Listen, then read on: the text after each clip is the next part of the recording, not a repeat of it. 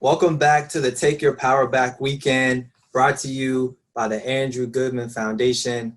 My name is Johnny Bailey. I'll be your moderator for today's HBCU alum panel. I got some heavy hitters with me today to drop some gems. They are very well respected, very well accomplished, and they're HBCU graduates. So you guys see me, I got my Hampton shirt on, so you know I'm a Hampton alum. Shout out to the real HU. Today's discussion, yes, I said it, and I don't want to hear anything about it if you're not from there. Today's discussion is geared towards Black students and students of color. We really want to emphasize the impact of voting and also underline the consequences of not voting. We know that millennials and Gen Zers are the most underrepresented voter group in the United States right now. Yet our collective value has the power to transform the nation and really set the building blocks for a better future, right? We know we're in a very unprecedented time with COVID and the social unrest. This is a very important conversation for us to have. And the Andrew Goodman Foundation has created this platform to uplift the young voices in our democracy. So a quick background on me. Again, my name is Johnny Bailey. I am from Petersburg, Virginia. I'm a Hampton University alum.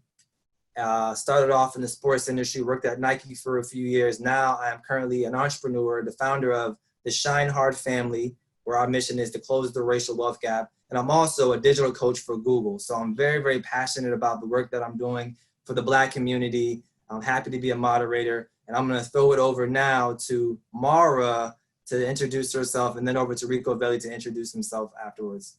Cool.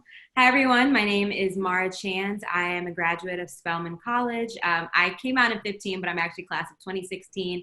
I currently serve as the Director of Creative Media for Yara Shahidi and Kiri Shahidi's Seven Sun Productions, which is housed under ABC Studios currently. I've been a creative consultant for about 5 years, on-air talent, really touching all around the creative space. I know both of you gentlemen are in the tech world. So I kind of look at the intersections of really content, tech, and culture.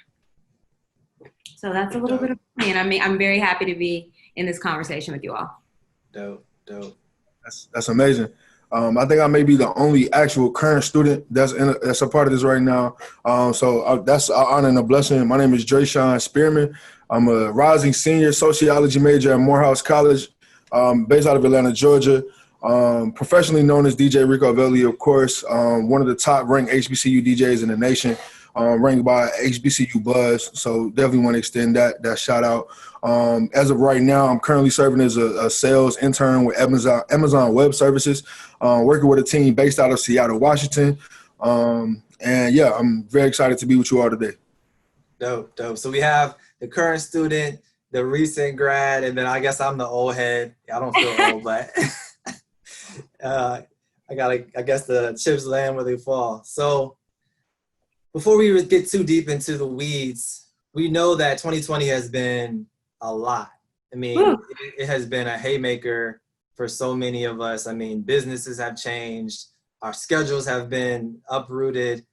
How are you guys doing right now, considering COVID and the social unrest that's happening? Because as Black people, we live with trauma every day, but now it seems like it's just in your face and conversations are happening every single day. How are you all feeling? You know, it's been such an interesting time, but I would like to say I'm actually very hopeful. I think this is such a unique time in that I don't think there will ever be a period in which really now the U.S., I know everyone else is kind of picking back up and getting back to swing of things, but that we'll have this kind of pause ever again. And so I think just with the social unrest, I think it was really an amazing time in some regard because people were able to take the streets. People were able to really sit and organize, getting community in a new way, whether it be using technology. And so just seeing all of the movement and the action that's taking place right now, I'm actually really inspired. I'm hopeful. And I'm just looking forward to just this momentum continuing. I think usually it is kind of it's a moment because we have to kind of get back to everything going on. But right now, we don't really know how long we're going to be in this somewhat of a pause. And so it's allowing us time that we have not typically had. And so I try to look at things glass half full. So, obviously, all of the loss has been very devastating and I think traumatic for many, but I'm also seeing kind of the flip side of that and what, as my dad would say, like, what goodie can we get out of this? So I'm doing pretty well. Thank you for asking. Yeah, very much aligned and similar with that. I can definitely second majority of what you said, if not all of it.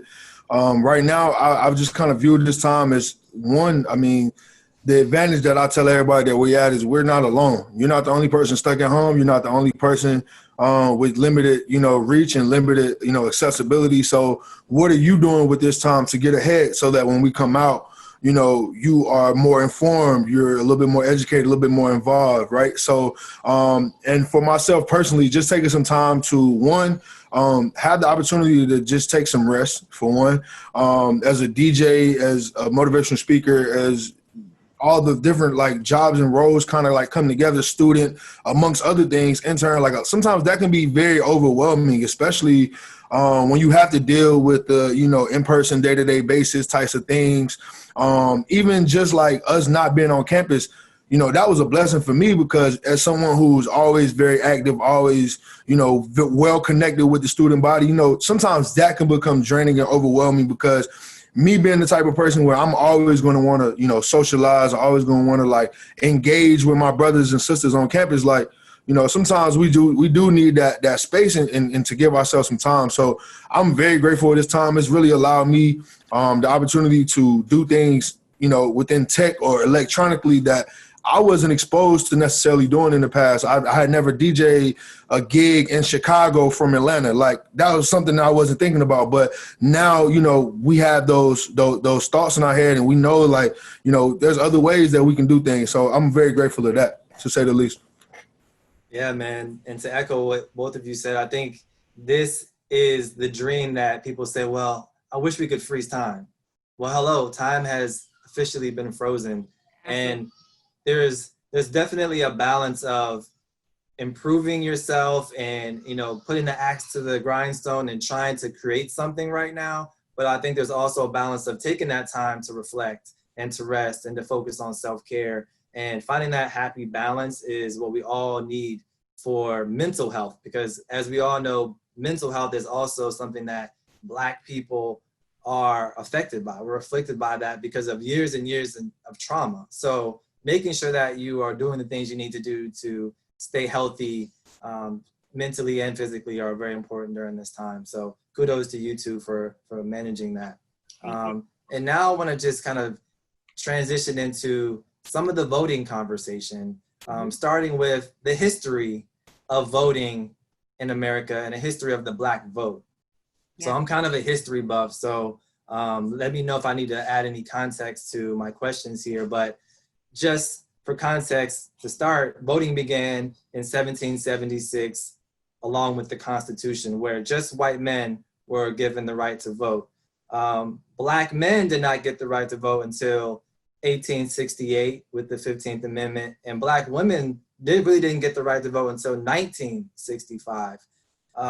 So with all that said, right, it's been 200 years, almost 300 years of trying to get suffrage rights.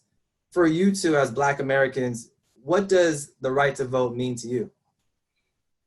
I guess I can only speak for myself. I think the right to vote is about securing freedom and self-determination.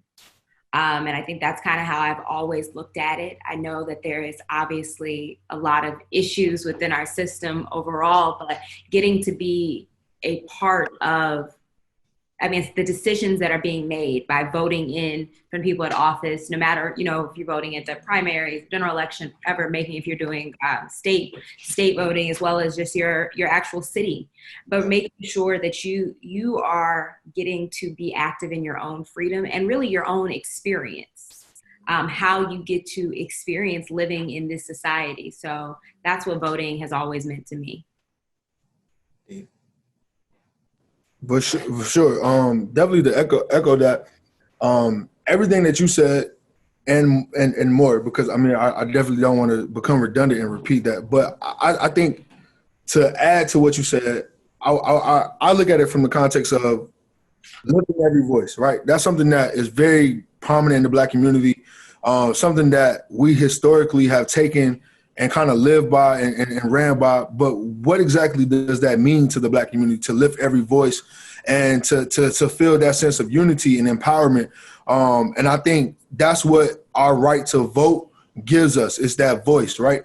That voice to voice our struggle and to pretty much like allude to the facts of history that, you know, we were once a people who were looked at as not even equal as to a human being. So 3/5 of a man. Exactly. So now fast forward into, you know, generations of fighting and generations of casualties and a number of different things and all the things that we've been through, right? I look at it like, you know, now in 2020, 2021, why not? That's my biggest thing that I ask people. Why not? Because a lot of times the Black community is misinformed, right?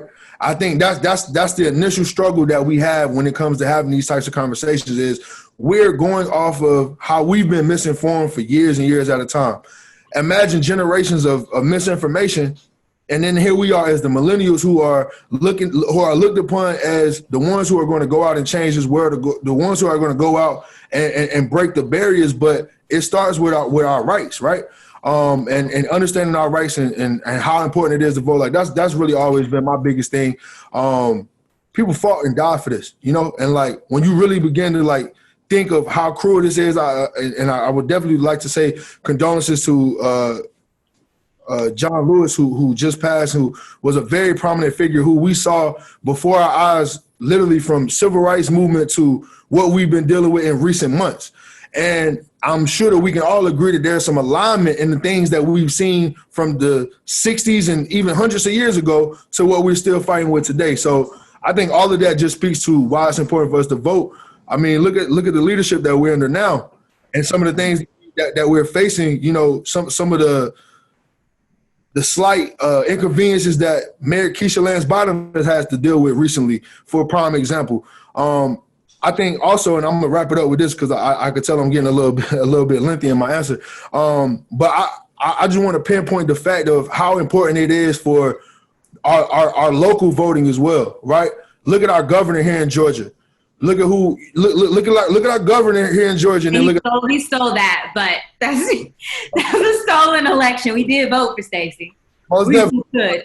But even in that case, that's why it's even more important for us to over-advocate for these types of things, because imagine if everybody showed up to the polls and we didn't miss those few that didn't make it, right? Imagine how much more difficult that would have been for them to alter or change or cheat or whatever the case may have been. So that's why I say we're not just fighting the reality. We got to go above and beyond, right? Because we're going to get so much.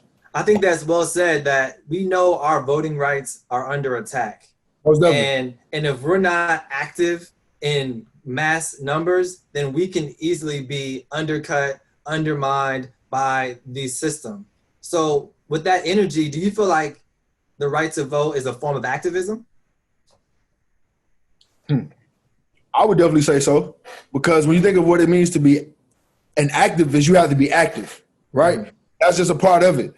And if you're not taking that initial step to say, this is who we want as a community to represent us, this is who I want as a Black man or woman to represent me and where I come from and my heritage and my lineage, I think it all goes hand in hand. So to answer your question, I would definitely say yes. Like, this is a huge part of what it means to be an activist today, for sure. Mm-hmm. Mm-hmm. I mean, disrupting the status quo.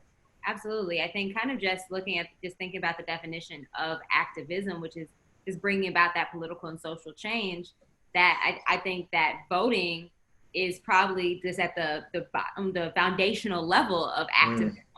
It's something that I wouldn't say all can do, but we should all be allowed to do. It doesn't take extra organizing on your behalf. It does take dedication. And hopefully, there aren't systems in place that are preventing you from voting, whether there be, not enough, polls, what I'm trying to say, machines at the polls, or you're able to get off work, and too many things that are not in place preventing you from doing that. But I would say it's definitely a foundation of activism. Yeah. And I think there's so many barriers that have tried to suppress the Black vote. And DJ Ricoveli mentioned the late, great John Lewis, who's one of our Black heroes, who was a huge advocate for voter rights and helped get the Voter Rights Act passed. Quietly and gradually, voter suppression is real. So have you ever experienced voter suppression? And if you have, what have you done to overcome that? I haven't personally, but I do know I typically have voted absentee, just because I haven't lived in the state that I actually am. Well, none of the states I've lived in where I've been resident that I usually am in during elections. Yeah. So Because you live in Georgia now, but you're from where? No, I live in Los Angeles. Funny enough, I still have a Georgia license, and switching over. But I remember actually you brought up the gubernatorial race in Georgia, and making sure I actually was campaigning here for Stacey and fundraising and ensuring that I had my absentee ballot, that I could vote. So I can't say that I have on my end, but I do know plenty of friends specifically in Georgia who have definitely had actual voter suppression, whether it be in their county, not able to have, they all like their machines are broken, or I think people waiting literally a day, like 9 hours to vote, when you're literally, you can go to Cobb and vote within 10, 20 minutes. Right. And so I know, just depending on people's socioeconomic situation, I've definitely spoken with people who have definitely seen voter suppression firsthand. Right. Things like voter ID laws or citizenship laws, long lines, eliminating the absentee ballots for some cities and some states, like all those little things that we think that you can overcome can become suppression. Absolutely. Ricoveli, what's your experience been like? Have you seen voter suppression at all, or not much? The last presidential candidacy, that race, I was 17 at the time, so I wasn't able to actually vote, and I was actually misinformed about being able to register to vote at the time. That's just something that I wasn't aware of. So really looking forward to this voting process and it being my first time. This has been very exciting. But during the governor race here in Georgia, I do recall, and I forget what exact message was communicated to me. But essentially, I was ended up informed later on down the line that my vote literally didn't count, right? I can't remember if it was like a text confirmation or something that wasn't there, or, you know, what was the case. But for some reason, like, I remember getting some type of message basically saying that, you know, that there was some error somewhere, and I voted here at the school at Morehouse. Like, Morehouse was a voting center. So if I had that issue as a student attending the college that I'm voting at, like, I can only imagine how many other students had that issue, right? And granted, it was some time ago, so I can't, you know, pinpoint what exactly that error message was. But I do remember it developing some concern, like, just not really understanding, like, why would this be the case? It was already so much controversy around this you know, this race, and, you know, our contestants that we had going at the time. So it's like, to me, I didn't understand, like, you know, what could I have done differently, or what do I need to know for the next time that I go and, you know, try to go and cast that vote. So I guess you could say that was some voter suppression. It was just more so a confusing situation for me. I actually can speak to that. It's interesting. Now you kind of reminded me. I wouldn't say suppression, but I guess kind of confusion in the same light. So the 2012 election was actually my first time to vote, and I actually didn't get to vote because of a similar situation, where I didn't know, because I was a student, I really didn't understand how the absentee process worked. Like, it was really, I didn't even know that you can vote, you can become registered to vote in a state that you're attending school in. Like, I didn't know all of those, the kind of the antics around that, or the steps, the necessary steps. I don't recall Spelman being a poll place at all at the time. Maybe it was, but I don't even know if that was like public information. And I remember going to like vote with my friends and like not being registered, but like I just didn't have any idea on the process, which is so interesting because I come from a fairly engaged political family. I wouldn't say, you know, my dad sat on, you know, the different city councils and places we've lived, and we're always voting in our local election thing. So it was interesting that when it came to it, I just kind of presumed that like I was registered when I got a license. Like I thought that was taken care of. And I didn't even think about it. And then it was too late to handle the absentee ballot. So that was 2012. I guess it was now 8 years. So I was a little removed from that. So I wouldn't say suppression as much as misinformation or kind of lack of guidance in that regard. Yeah. So yeah, I think that is specifically when you're thinking about students, you can vote at 18, but there really wasn't a lot of voter education or even really an understanding of the ballot. Thankfully, there's so many tools and resources now where I'm like, okay, like what exactly are we voting for? Like I know there was a recent act, I believe in 2019, the Future Act, which was so important for HBCUs specifically, kind of granting us, I believe it was close to like 250 million that ensured that we had 250 million in annual mandatory funding that was given to HBCUs as well as minority serving institutions.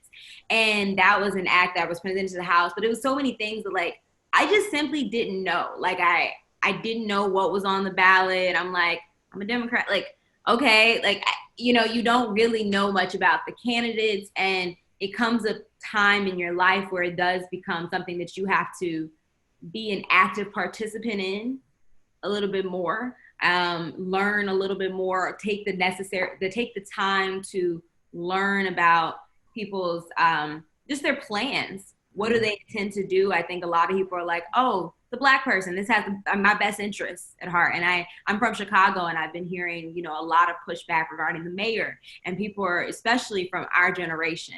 And they're like, we voted this Black woman in, and here she is bringing in the feds. Like it's really, people weren't going below the surface of we have an opportunity to put a Black woman in office. Mm-hmm. So I think it's just a little miseducation, a lot of misinformation that can also suppress the vote. And it not necessarily be something, I guess that is systemic, but nothing as much of a barrier as like broken machines or one machine at your polling place. You raise a really good point around a lot of different things that I kind of want to like pick and choose from. But I think what the thing we have in common is that we all go to college and turn 18, right? So at that point, we're wondering, whose responsibility is it to educate us on how to vote, who to vote for, per se. So from an HBCU perspective, how much has your HBCU shared with you around your voting experience? And do we feel like that's something that should be integrated into that educational process? I can speak from my experience during my tenure that I don't believe it was necessarily something that the institution necessarily taught or brought up in conversation. There were organizations on campus that it was important to, but I think, if you may not have been a member of the organization, it wasn't like widespread information. Like I know that Rigo can probably speak to it as well. Like, when a Hump Friday, when a Market Friday is, when a Hump Wednesday is, but like, oh, this is your deadline to put an absentee ballot. Like those were not messages that I recall. And maybe I just honestly don't remember them. Maybe they were in an email newsletter and I don't recall, but I do know there was like celebration surrounding specifically the presidential election. Like we had watch parties. I know that kind of thing. But as far as preparing students for that, I think that can easily be implemented. We have these kind of like one credit courses like public speaking and all these different things that I think even just like basic understanding of like, I don't want to say citizenship, and even a recap of like civic leadership or something. Yeah, civic leadership. And I know for myself, I had to really kind of go back. I remember obviously learning about like the branches of government in maybe 8th grade. Like I truly like did not remember. I was like, so who votes for this? Like our senator, like I honestly had to refresh my memory as an adult about how government works.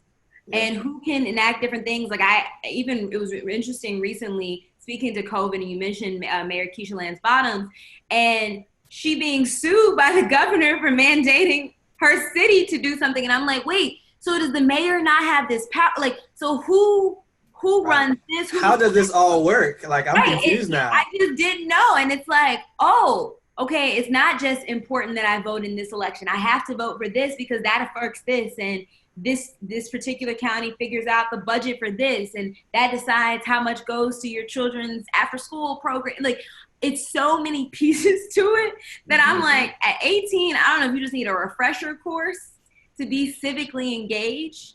And thankfully, even in my adulthood, I work with the very bright Yara Shahidi, who, I mean, she's so passionate about voter education. So it's something that's like, we're always in constant conversation in like our office about. But I would say that I probably would not even hear as much as I do politically if I wasn't surrounding myself and kind of went out of my way. I got a New York Times like daily briefing now. I'm subscribed to newsletters that even explain certain things that are going before Congress. Cause I'm like, and this does what? The money, okay. I literally get so lost in the process, and I hope everyone's not looking and it's like, girl, you don't know what you're talking about. But I truly, even my mid-20s, am still learning.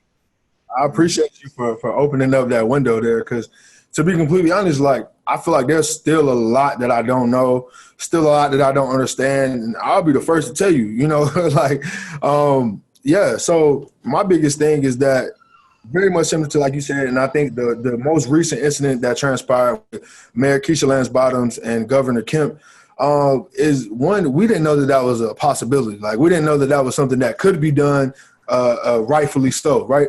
And then in addition to that, it like you said, it does bring those other questions like, so, what else does this mean? What else is possible that could be done under leadership that we aren't aware of? And me, as a sociology major, I'm a little bit less political. And granted, I know that there are some mergers between sociology and politics and different things between, socioeconomics, but me, I'm just really all about the people, right? I'm all about the people. So for me, when it comes to these types of instances, sometimes like I'll conduct a kind of like a verbal survey, asking around while I'm in groups of people, like, how many of you all were aware of, that this was taking place? So for instance, very similar to what you said about being in the AUC, oftentimes we don't know about the events and things that are taking place that are informative events for, voters' rights and stuff like that. I would be the first to say, and I'm pretty much on contract as the campus DJ, but I'll say we need to do better with those types of events, right? Like, we need to be a lot more assertive when it comes to like being prominent in this space. Like, we have to make sure that our students know, because me as a freshman, sophomore, even now as a rising senior, it's questions that I don't have the answers to that freshmen are going to want to know, that they should, it should be some type of pipeline to where we're sharpening this tool amongst one another. So yeah, that's it's interesting because we do have the spaces at HBCUs to do it. I know I can speak for Spelman and Morehouse. Like, we have mandatory convocations, so we be having conversations.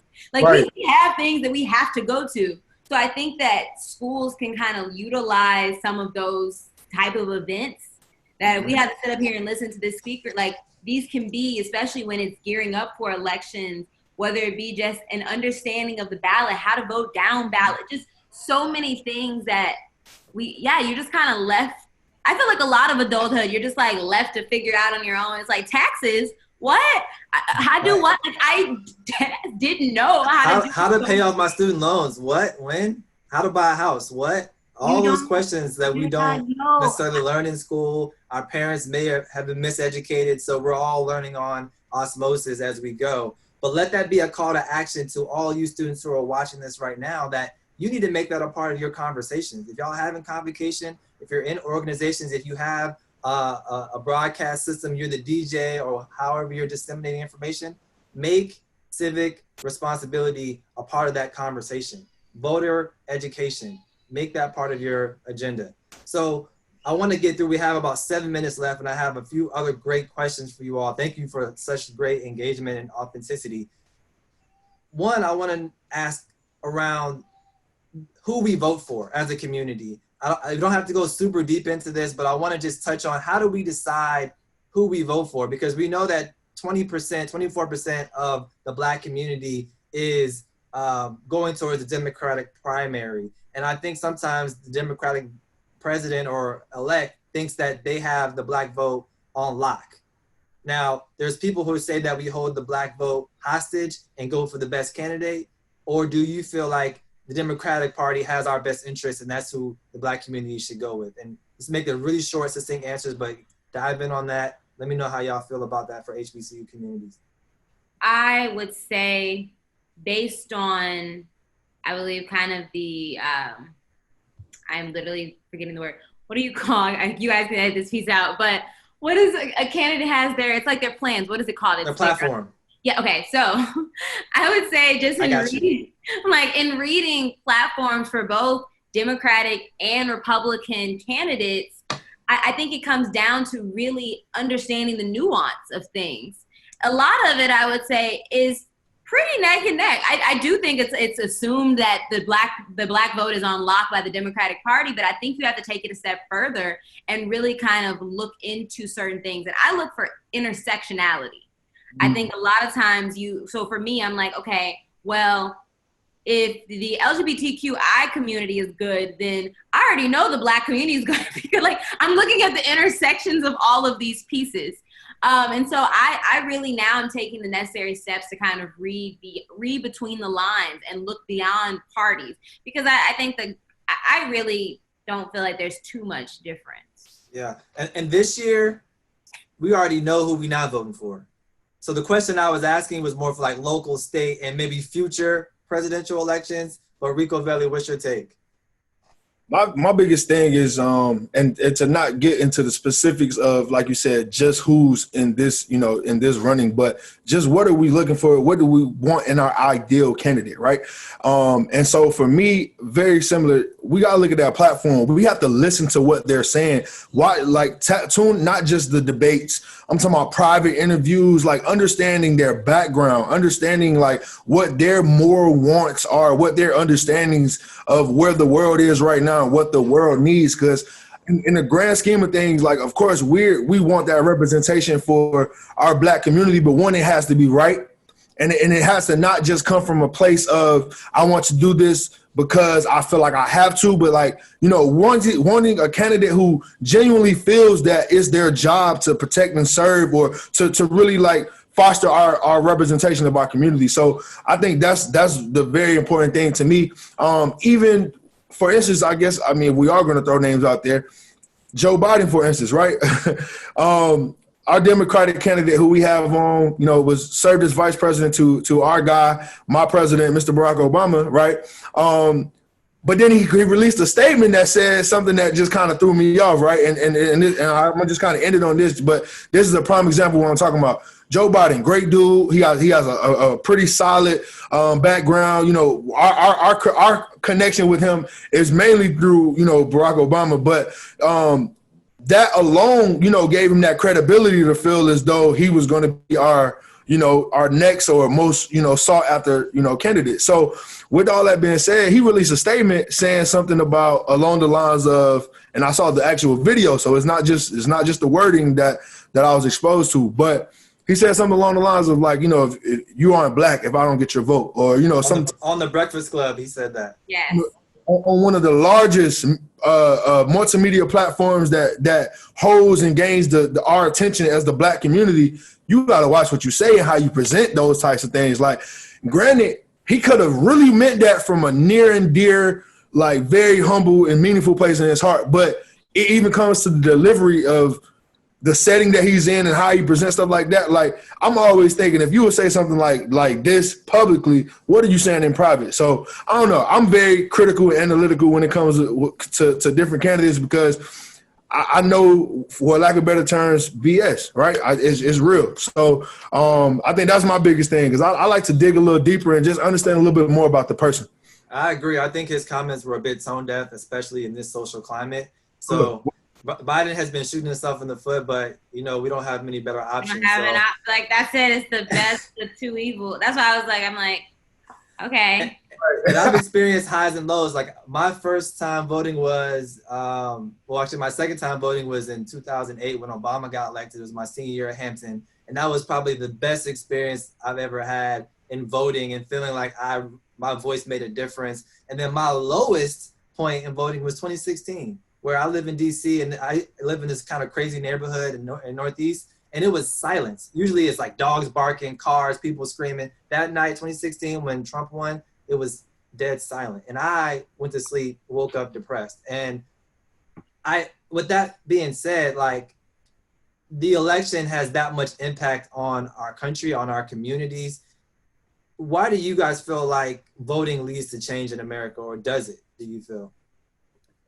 I think it leads to change just based on what, I guess, what people in office have power over. It leads to change, even down to what we consider, what's the minimum wage is approved in different areas. Like your quality of life is dependent on your vote. What access does, I know everyone's having this conversation about defunding the police, and it's like, well, and what does that mean? Well, now we're able to put money into other things, into mental health, into the education system. And so affordable housing. Right. All of these things literally determine how you live. And so I think it literally is like hand in hand. It's like, do you care about how you live? Or at least care, even if it's not, even if you feel like these certain things don't concern you, whether you kind of are at a socioeconomic place in your life in which I wouldn't say it's trivial to you, but you've been able to privatize a lot of your life. Those things may not be as important, but I believe just as a person who has any type of empathy beyond my life, I want to see the people around me also have a comfortable quality of life. And I think that should be just a baseline. And so that's why it's important to me. Ricoveli, why is now more important than ever for voting? I say now is more important than ever. I think the now is always going to become more and more important. So I feel like I'm going to say this now, and then I'm going to say this a year from now, and then probably going to mean it even more, right? Yeah. But that's the importance of it, right? Because now is always about the now, right? Look at the history. And even through this conversation, we touched on some of those things, but the history of what voting has looked like for our people. For a people as a whole, and for our people particularly, you have to, one, be able to identify those differences, right? Two, it's very important to me because who we select to represent and lead our communities is very vital, and is going to be a direct reflection of the work that we see or not see become or get done during that term. Excuse me. And so to me, that's the number one thing. For instance, like and to sidetrack that. Also, to a point that you said earlier, skin folk ain't always kin folk, right?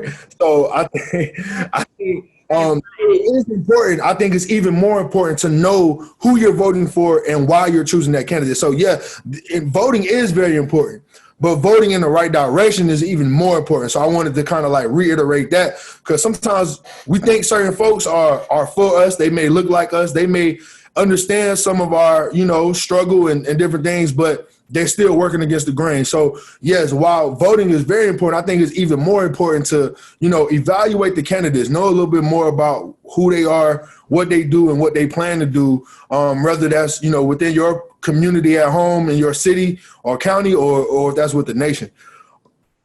That's deep.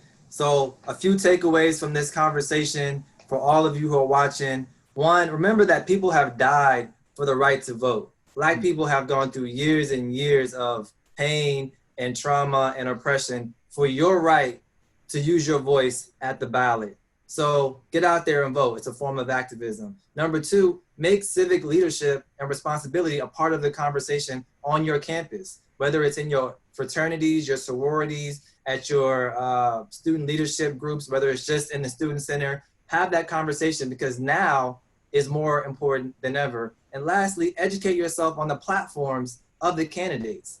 Decide who you vote for by what you know about what they will do for your community, for your life. And always think about a collective, because the Black community, it has to move as a unit in solidarity. All right, you guys can find me on Instagram at @1JohnnyBailey. Maura, how can they find you? You guys can find me across social at Maura Chanz. For sure. And for me, you can find me on all platforms at DJ Ricoveli, RICOVELI. That's a wrap for our HBCU panel. Maura, Ricoveli, thanks for pulling up and sharing your experiences. Let's continue to make our HBCUs proud, because we are the leaders of right now. Y'all stick around for the next session. Thank you.